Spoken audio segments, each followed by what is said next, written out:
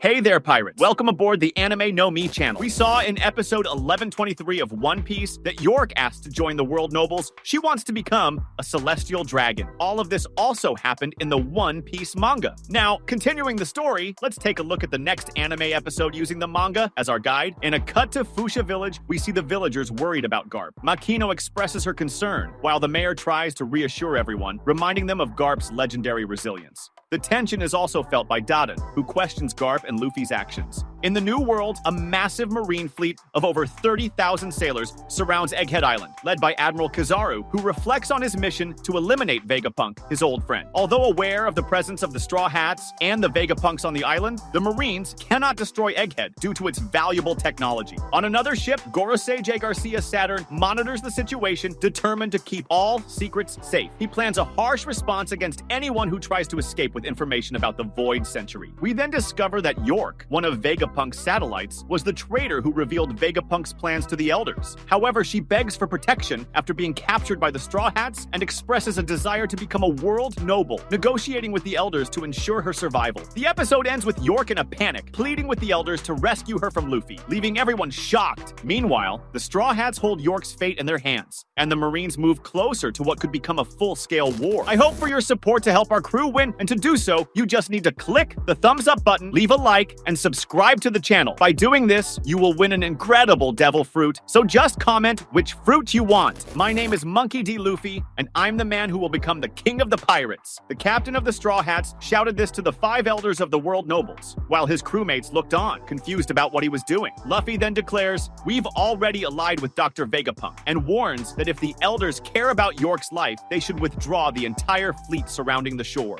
Meanwhile, York screams in desperation, begging for help. We then see the Gorosei questioning whether the person speaking on the Den Mushi is Luffy of the Straw Hat Pirates, and they ask how many people are still alive in the lab phase. Luffy begins a count and says that, including the injured, there's a total of, "Don't you dare, Luffy!" Robin shouts, stopping him. She continues, explaining that speaking to the elders would give away too much information, and says they shouldn't know much about them. But Luffy, clearly excited, apologizes and says Robin is right, but it's okay because the elders will withdraw the fleet immediately, which obviously wasn't going to happen, and Usopp yells at him, "In your dreams, Luffy, don't underestimate the Marines." At this moment, Saturn, who was watching the end of the message, issues a warning. He says they must protect 3 things on that island at all costs: York, Punk Records, which contains Vegapunk's brain, and the power plant, since it's needed to build the Mother Flame. Vice Admiral Doberman then questions Saturn, saying that Rob Lucci and his squad are still there, not to mention other Cypher Paul agents. Saturn's response surprises him. Saturn says he was only considering the worst-case scenario, stating that they must prioritize what truly matters, and in his view, human lives are no different from insects. Even if they decrease, they will multiply again. The mission is then accepted by Doberman. Back on the island, we see York crying desperately. She screams that she made a deal with the 5 elders, and that if the Straw Hats hurt her, they would erase the island from existence, just like they did with Ohara. At that moment, she is hit by Nami, who continues to beat her.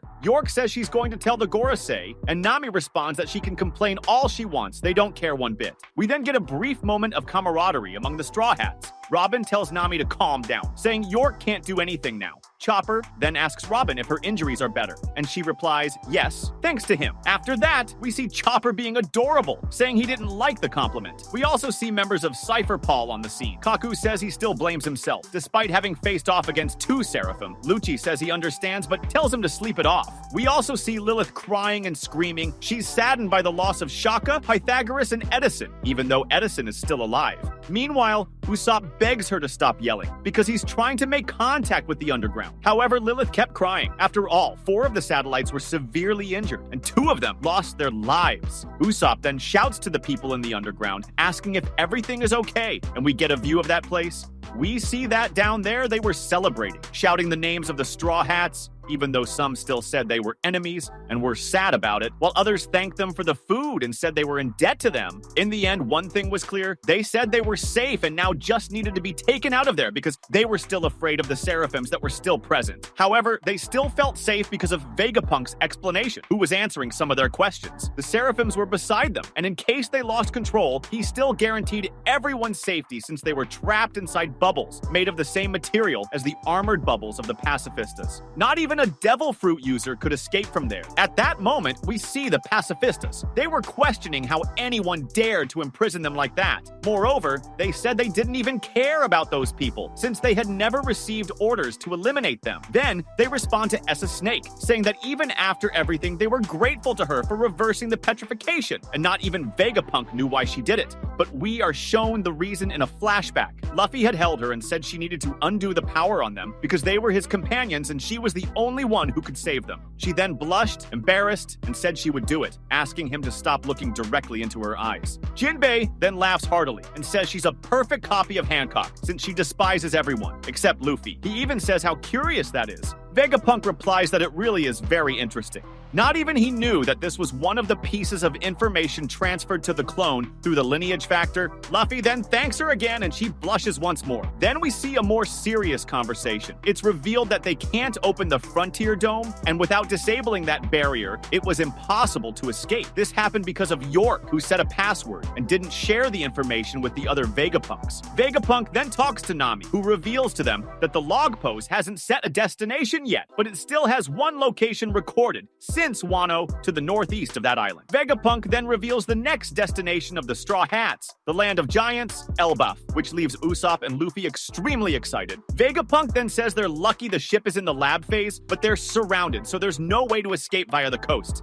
He explains they need to go northeast from the other side of the island, and the only good thing is that the Vega Force 01 is positioned close to the Straw Hat ship. Everyone then begins to move. A group, including Lilith, Bonnie, Luffy, and Frankie, run to move the ship, and Lilith, who had never left the island before, is thrilled. However, remember, I mentioned Lucci and Kaku were also present in the previous meeting? Now, we move outside the dome, where Saturn meets with Kizaru, and says he received a call from Rob Lucci, who informed him that the Straw Hats were pretending to be in control of the situation, but in truth, they were cornered. Saturn then tells Kizaru that the Frontier Dome is a laser-based defense system, and Kizaru might be able to manipulate it since he is a man of light. Kizaru says that it might actually be possible, but Vegapunk's guard at the dome was a friend of his. Saturn then says Kizaru should ignore that, but Kizaru responds that he can't ignore a man who is determined to fight for his duty, and that he would never betray his ideals. Furthermore, he says that even the smallest attack would make Sentomaru order the marine ships to be immediately sunk.